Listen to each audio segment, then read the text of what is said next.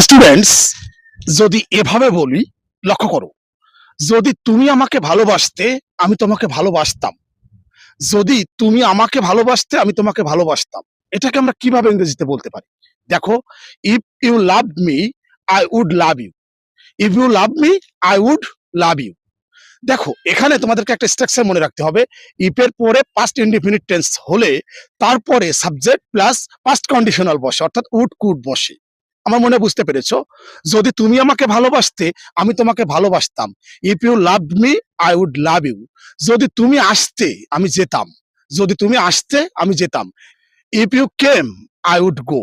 যদি তুমি আসতে, আমি যেতাম। If you came, I would go. অর্থাৎ এখানে তোমাদেরকে যেটা মনে রাখতে হচ্ছে, if plus past indefinite tense plus subject would অথবা কুড বসে তারপরে। আমার মনে হয় বুঝতে পেরেছো। To learn more, subscribe my YouTube channel and follow my Facebook profile. আল্লাহ হাফেজ।